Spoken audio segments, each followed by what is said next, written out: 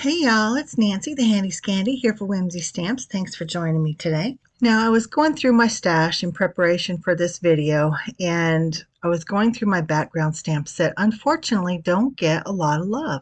So today's video really focuses in on a couple of background, I'll say products, because I also use an embossing folder, which doesn't necessarily only get used for backgrounds, but for me, that's typically how I use them. So we're doing a focus on background stamps. So this first one is called Roarsome. To me, it looks like ostrich skin. So when I pulled out my little ostrich stamp, I thought this is absolutely perfect. So it was meant to look like alligator skin or reptiles or dinosaurs, things like that. And it does. So they're similar. But to me, it just fits this ostrich. So there it is. I've stamped it out in my Misty using some Versamark ink. And then I've got some embossing powder. Well, it's embossing glaze, vintage photo. And I hit it with my heat tool until it's all melty, and then you get that tone on tone look. And so that's what I'm going for. With all these backgrounds, I'm going for tone on tone. Now, this is my ostrich stamp. It is called the Stretchy Ostrich. However, it's no longer available in the red rubber, but it is still available in digital. And I will have that link downstairs in the description box so you can hop over and get that if you're interested. It is an absolutely adorable image, and I love it. And I love that she's holding that sweet little martini, and it's very subtle. You almost don't even notice the martini until suddenly you go, oh, she's holding a drink. And I think it's adorable. So anyway, we'll set her aside for a moment.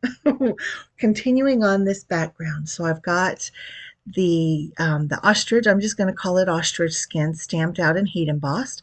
Then I use my sprinkle scallop rectangle die to trim that down so it's nice and clean, and everything is going to be in focus. Everything's going to be neat and lined up. And then I used my scallop circle dies to cut out the scallop. I only wanted the scallop, but I also used my pierced and stitched circle dies so that I could get the hole that will fit right around that scallop die. So with the scallop die, I also ran it through my embossing folder. It is the Daisies embossing folder, because even though the scallop has some piercing and stitching, if you will, the faux stitching, I wanted the daisies on there just to be kind of subtle, because she's just sweet and dainty, and the daisies are sweet and dainty. So in my mind, they went together. Now this chicken wire stamp is just called the wire background. Doesn't have anything to do with ostriches. I just thought it was fun, and tone on tone, it was going to be very subtle. And I think it works. So I stamped it again in Versamark. You saw that I stamped it out in a little bit different way.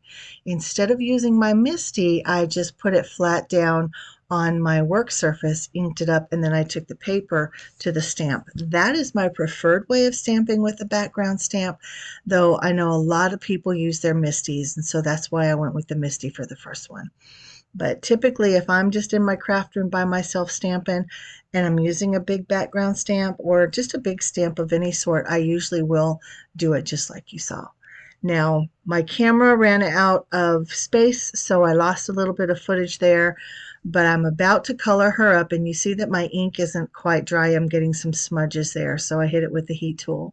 But going back to what I did to finish up that background, so I put a little bit of foam tape across the back side of the ostrich panel, and then I mounted it up on the wire background.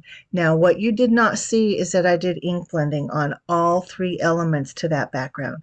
I did ink blending in vintage photo around the edges of the ostrich panel, as well as the edges of the scalloped circle there, and of course on the background of um, the wire, but I left just a plain white space in the middle of the wire panel, because that makes it look like a halo or a bright spot behind whatever your image is.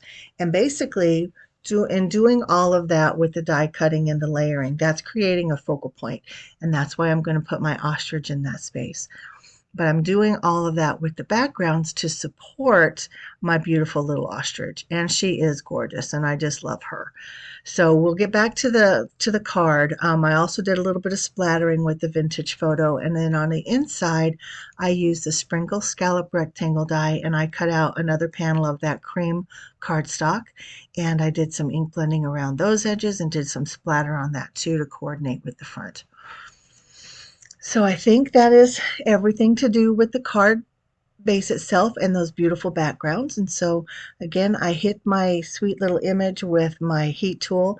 It has been sitting there, I don't even know, at least 30 minutes, maybe longer. And I really thought that ink would be dry, but it was not. And as I tipped it in the light, I could definitely see that there were still quite a few spots that were very, very wet. So I'm glad I hit it with the heat tool, and I'm able to resolve some of those smudges as I continue to color this sweet, sweet image with my Olos. Now I do have a blurb with my Olo here in a minute, and if you know what I mean by blurb, it's like a splotch. The ink comes gushing out. I pull out a darker pink. Yep, this is it. And when I get to that left foot, it bloops right out. And see, and it actually, when I flicked the pen in my fingers, ink went flying. It was on my hand, it's on my desk, so I had to go back and kind of clean that up as well. That is the only problem I have with my Olos. Otherwise, I think they're fantastic, and I'm very, very happy with my Olos in terms of coloring. Tell me what your favorite coloring medium is. Do you have Olos? Do you have other form of alcohol ink markers? Do you have the Copics? What do you have? What's your preference? I know a lot of people like to use watercolor. We like to paint with our distress reinkers and things like that. We like to use water brush pens, or, oh my gosh, colored pencils, watercolor pencils. There's so many different mediums out there that you can add color and life to an image. What is your preference? I think my preference right now in this stage of life that I'm at is my Olos. I do use other things as well, but yeah, there we have it. So something that I want to say about my little ostrich and this Cheers die that I have cut out. You'll notice that they are both on white. In fact, it's Bristol Smooth, and the rest of the panel, the lighter colors, are a cream. Now, that did not even hit me when I was putting this card together. It wasn't until I was doing the video that I realized, oh my goodness. Now, if that bothers you, you can go back and hit those with your blending brush. Just use whatever ink is still in your brush, because there's enough residual ink that will take that color back, take that white color, and kind of knock back that vibrance, I guess, because you're not knocking back color, but you're knocking back the vibrance. So you could definitely do that around the ostrich as well as on the top part of the Cheers, and then you would have that cream color back, or at least a more distressed antiqued look. So there I used some embellishments from this Calls for Confetti to bring it all together. Now you'll notice that those are in a clear as well. That was the inside of the card, and I am done. And that little subtle martini in her hand, that's what, of course, brought the Cheers die set on there, and I think it's just adorable. And you can use this card for any purpose. Cheers, we can cheers to Tuesday afternoon. We can cheers to your wedding. We can cheers to your retirement or your promotion or whatever it might be. Cheers is a perfect sentiment for so many different occasions. So guys, this is my card today. Let me know your thoughts. Again, let me know your favorite coloring medium downstairs. Join us on all of our socials. Use those links downstairs if you're going to shop, and I will see you next time. And until then, this is Nancy, the Handy Scandy for Whimsy Stamps. Mwah! And I'm out.